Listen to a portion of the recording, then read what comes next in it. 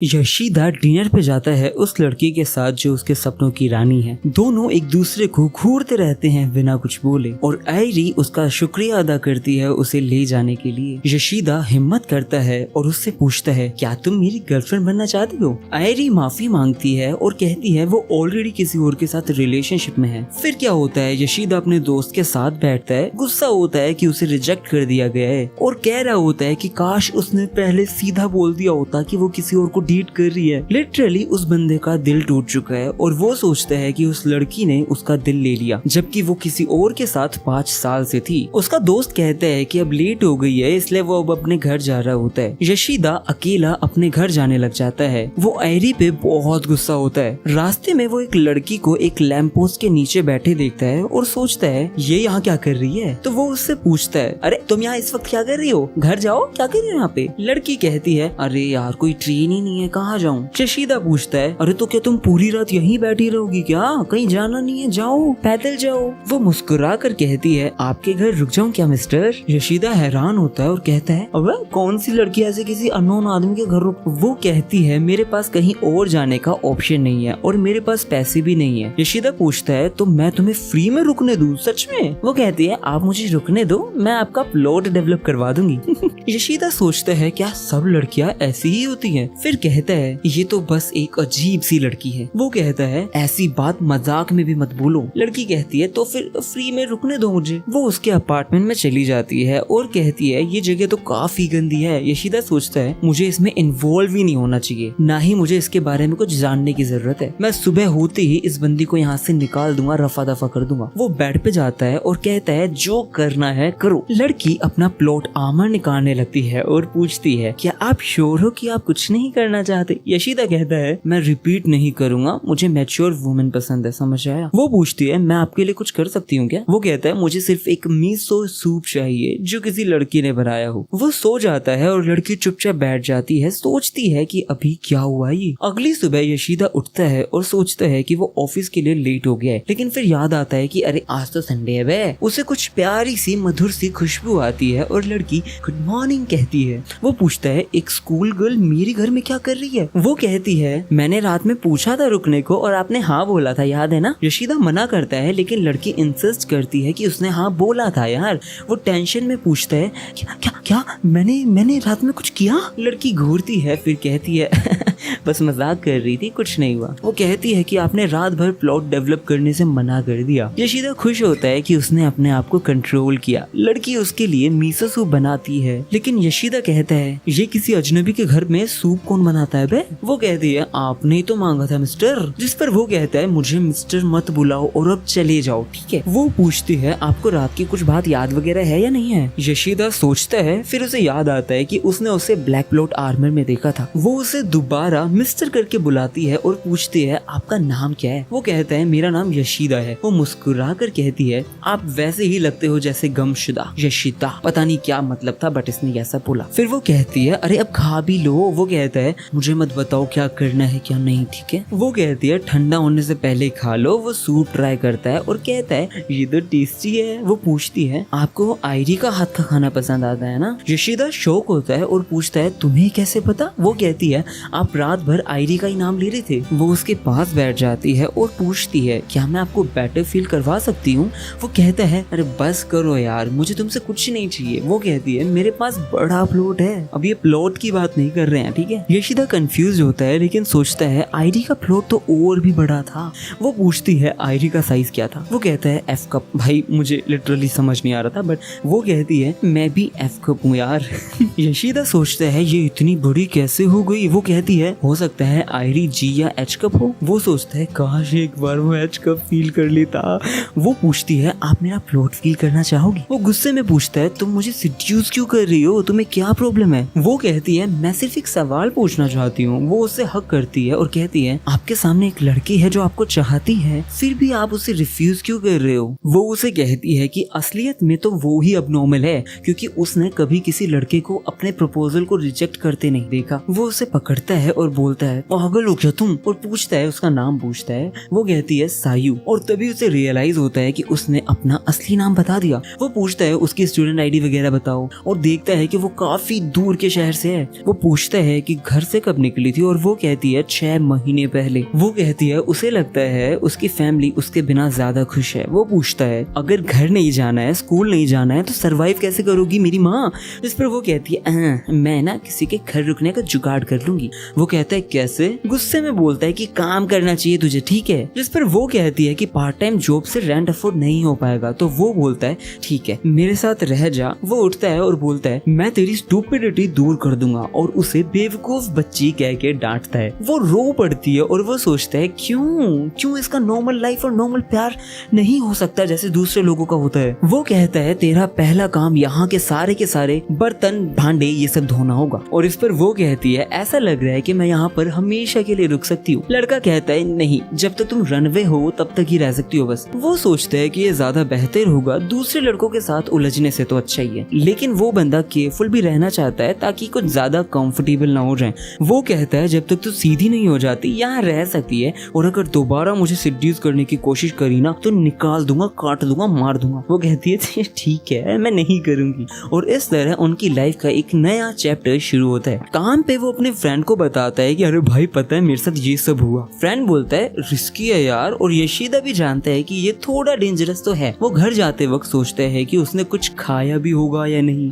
उसके फ्रेंड की बात याद आती है ज्यादा अटैच्ड मत हो जाना, ठीक है। घर जाके देखता है कि वो खाना बना रही है। वो कहती है वेलकम होम डैडी। अरे डैडी, वो कहता है बंद कर, ये सब अजीब लगता है, मैं तेरे लिए बेंटो लाया हूँ, और अपने कपड़े उतारता है। वो देखता है कि उस लड़की ने उसके सारे कपड़े प्रेस करके रखे हैं। सोचता है कि वो घर के काम, फिर वो सोचता है कि वो लड़की घर के काम में तो काफी अच्छी है। पूछता है एशरे कहाँ है, और वो उसको ये चीज धोकर दे देती है। वो बाहर जाके स्मोक करता है तो वो कहती है यहाँ पे क्यों नहीं कर लेते हो। जिस पे ये कहता है क्योंकि तू यहाँ पर है, और वो कहती है तुम काफी नाइस हो, यू नो दैट। वो बोलता है मैं नाइस नहीं हूँ, वो दूसरे लड़के ही बेकार थे जिनसे तुम मिली। फिर वो कहता है कुछ तो स्टैंडर्ड रख अपने लिए, और वो कहती है समझ गई यार। वो सोचता है मैं ही इसका गार्डियन क्यों बन गया हूँ यार। और वो सोच रहा होता है कि ये पूरी दुनिया खराब लोगों से भरी हुई है, और शायद वो भी क्योंकि वो उसे यहाँ रहने दे रहा है। और फिर मन में सोचता है मैं क्या कर रहा हूँ। अगले दिन सुबह वो उठती है और चलती है। यशीदा सुनता है और उसके कदम भारी लग रहे हैं। देखता है कि वो रोज वही कपड़े पहनती है। वो कहता है तुम्हारे पास क्या यही कपड़े हैं। तो वो डिसाइड करता है उसे मॉल ले जाने के लिए। वो कहती है अरे कोई जरूरत नहीं है, लेकिन वो कहता है कपड़े और नया मैट्रेस लाना ही पड़ेगा। फिर वो कहती है अगर तुम ये सब करोगे तो मैं रीपे कैसे करूंगी। वो सोचता है ये मोडेस्ट होकर नहीं बल्कि गिल्ट में होकर मना कर रही है। वो कहता है मैं बिजी रहता हूँ तो घर के काम कर दिया कर, वही तेरा रीपेमेंट होगा। वो कहती है ठीक है अगर तुम ठीक हो तो मैं भी। घर जाके वो सोचती है कि नया मैट्रेस काफी कंफर्टेबल है, आज अच्छी नींद आएगी। वो उसे बोलती है क्या तुम मेरे साथ सोना चाहोगे, और मुस्कुराती है। फिर वो कहती है मैं कुछ गलत नहीं बोल रही हूँ, तुम ही गलत सोच रहे हो। वो हंसता है और सोचता है कि जब वो ऐसा हंसता है तो और भी क्यूट लगता है। वो उसका शुक्रिया करती है। अगले दिन उसका फ्रेंड कहता है अबे सुना है तेरी नई गर्लफ्रेंड है। वो उसे बताता है कि अब वो ज्यादा क्लीन लगता है, उसके कपड़े हमेशा आयरन होते हैं, वो बेटर दिख रहा है, और घर भी जल्दी जा रहा है। तो सब लड़कियां वगैरह यही सोच रही हैं कि उसकी नई गर्लफ्रेंड बन चुकी है। घर जाके वो सोच रहा होता है कि जो सीयू है वो उसकी टाइप की नहीं है, लेकिन वो क्यूट भी है और रिस्पॉन्सिबल भी। तो वो ये सोचता है कि आखिर वो अपने घर से टोक्यो भाग के क्यों आई होगी। अगले दिन सीयू उससे पूछती है तुम अपनी दाढ़ी क्यों नहीं शेव कर लेते हो यार। वो कहता है बस मैं थोड़ा लेजी हूँ, क्या करूँ। फिर वो कहती है लेकिन तुम कभी कभी शेव करते हो, ऐसा क्यों। वो कहता है जब ज्यादा बढ़ जाती है तभी करता हूँ, वरना मुझे ज्यादा ओल्ड बुड्ढा वाला फील होता है। वो कहता है जब बंदा इतना लेजी हो जाए कि दाढ़ी भी ना शेव करे, समझ जाओ वो बुड्ढा हो गया। पर सीयू कहती है वैसे भी दाढ़ी तुम पर अच्छी नहीं लगती। वो मिरर में देख के डिसाइड करता है कि वो शेव करेगा। फिर वो मॉल से उसके लिए और सारी चीजें खरीदता है जो उसे चाहिए होती हैं, और पूछता है तुम्हारे पास फोन है ना। वो कहती है नहीं है, एक्चुअली मैं अपने फोन समुद्र में फेंक दिया था। वो कहता है अरे तुम कितनी स्टूपिड हो यार। और फिर कहता है मैं चाहता हूँ तुम्हारे पास फोन हो ताकि तुम मेरे से कांटेक्ट में रह सको, तुम कांटेक्ट कर सको। मुझे सच में जरूरत नहीं है फोन, क्योंकि तुमने मुझे मॉइस्चराइजर दे दिया है। और स्माइल भी करती है। वो उसकी स्माइल देखता है, लेकिन उसे लगता है कि वो स्माइल जो है ना वो फोर्स्ड है, जैसे दिल से नहीं है। वो सोचता है क्या ये स्माइल स्माइल सच्ची है या बस एक्टिंग है। फिर वो घर लौटते हैं। सीयू पूछती है क्या तुम वीकेंड पे सारी की सारी बुक्स पढ़ लोगे जो तुमने ली है? वो कहता है हाँ वीकेंड्स पे पढ़ूंगा, और अगर तुम्हें पढ़नी हो तो तुम भी पढ़ सकती हो, बस स्पॉइलर मत देना मेरे को।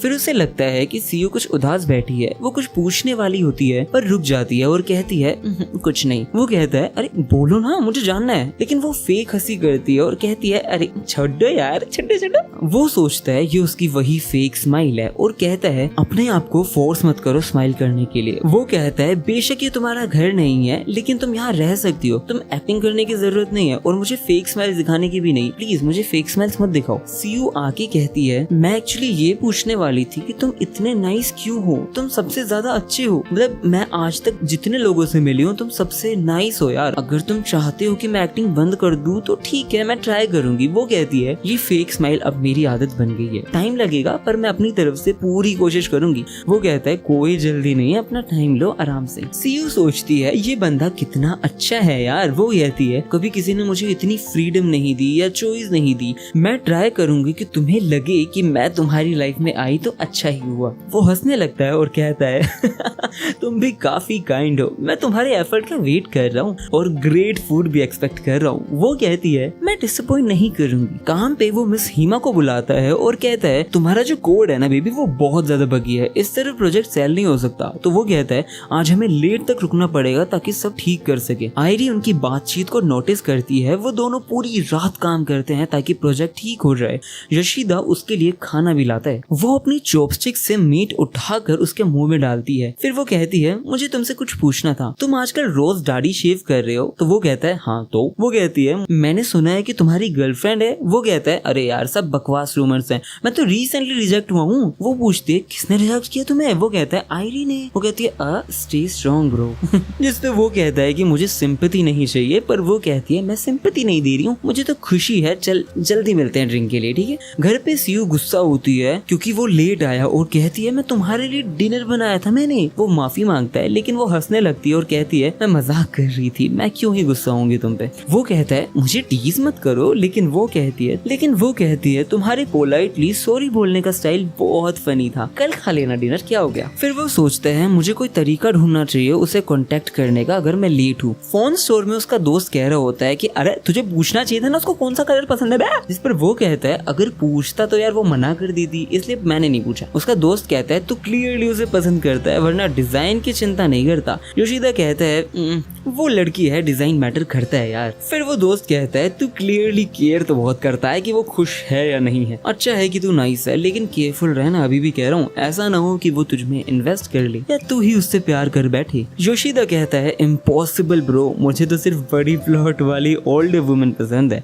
दोस्त हंसता है और कहता है सेफ ऑप्शन होता है ब्लैक या व्हाइट ही ले लेना, ठीक है। फिर हम काम का सीन देखते हैं जहाँ पर योशिदा बार बार टाइम चेक कर रहा होता है, फिडजेट कर रहा होता है। दोस्त कहता है अबे शांत हो जा वरना लेट तक काम करेगा। हायरी आकर पूछती है क्या तुम बाद में फ्री हो, बात कर सकते हो मुझसे? दोस्त कहता है लगता है बाहर मिल रहे हो, जब वो तुझे रिजेक्ट करेगी ना तब असली स्टोरी स्टार्ट होगी। योशिदा आयरीन के साथ डिनर एंजॉय करता है और फिर से उसके जाइंट प्लॉट को स्टेयर कर रहा होता है, घूर रहा होता है। जब आयरीन मीट च्यू करती है वो हिम्मत जोड़ता है कुछ बोलने की। वो उससे पूछता है क्या तुम नर्वस हो? और हमारा बंदा थोड़ा सा चौक कर जाता है क्योंकि वो एक स्मूथ बंदा है। वो कहती है कि दोनों रिलैक्स हो सकते हैं, अगर हमें एक दूसरे से क्वेश्चन पूछना है तो प्लीज लेट्स जस्ट रिलैक्स यार, लेकिन कंडीशन ये है कि जवाब भी देना पड़ेगा। वो उससे पूछता है तुमने मुझे यहाँ पर क्यों बुलाया? फिर वो उससे पूछती है क्या तुम किसी और को डेट कर रहे हो? और वो कहता है नहीं। वो कहती है झूठ मत बोलो, इट्स ऑब्वियस, पिछले 5 साल में जब से मैं तुम्हें जानती हूँ तुम कभी जल्दी घर नहीं गए और हमेशा थके हुए लगते थे, पर अब तुम रोज जल्दी घर जा रहे हो, कपड़े प्रेस हो रहे हैं और अपनी शेविंग भी प्रॉपर्ली कर रहे हो।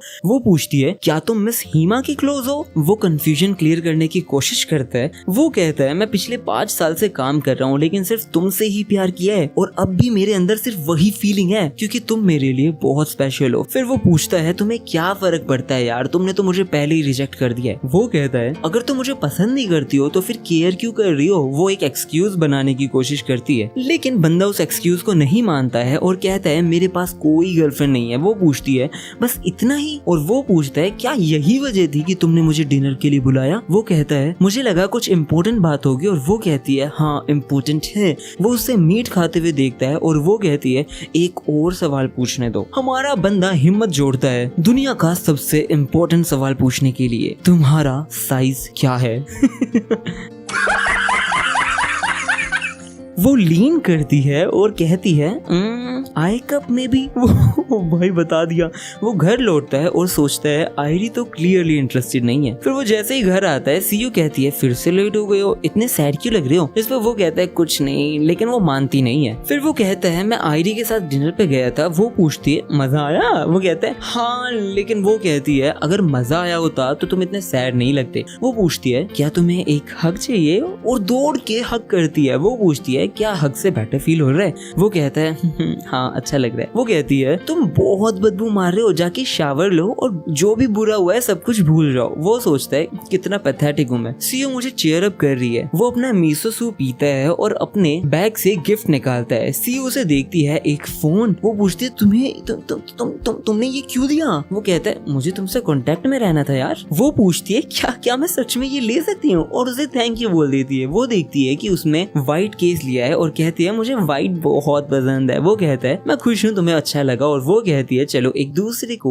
ऐड करते हैं। उसे अपने दोस्त के वर्ड याद आते हैं जब वो कह रहा था कि ओए तू उसे प्यार कर सकता है बेटे, तेरा प्यार निकल सकता है, मैं बता रहा हूँ। पर वो कहता है इम्पॉसिबल, वो तो एक बच्ची है जिसका मुझे ख्याल रखना है। वो देखती है उसने अपना नाम योशिदा मैन ऐड किया है और कहती है तुम मेरे एक ही दोस्त हो, ये सिर्फ तुम्हारे लिए है। और मुस्कुराती है। वो सोचता है अबे ये स्माइल कैसी थी? ना ये फोर्स्ड थी ना ये मुझे खुश करने वाली थी, ये सच्ची थी। पर फिर रियलाइज करता है मुझे टीनेजर समझ नहीं आते। सयू को सपना आता है कि वो स्ट्रेंजर के साथ प्लॉट डेवलप कर रही होती है और उदासी में उठ जाती है योशिदा को देखते हुए। अगले दिन योशिदा ऑफिस जाता है और सयू यही सोच रही होती है कि वो बंदा प्लॉट डेवलप करना चाहता क्यों नहीं है। फिर ऑफिस में मिशिमा के साथ बैठा होता है और कोई आके पूछता है तुमने बिजनेस ट्रिप क्यों रिजेक्ट किया? मिशिमा भी पूछती है क्या कोई गर्लफ्रेंड है क्या? सब लोग उससे पूछने लगते हैं बिजनेस ट्रिप कैंसिल क्यों किया? वो कहता है मैं एक इम्पोर्टेंट पैकेज का इंतजार कर रहा हूँ। उसका दोस्त कहता है ठीक है भाई, मैं अब नहीं पूछूंगा। मिशिमा उसे किक करती है, टिपिकल एनिमे लॉजिक।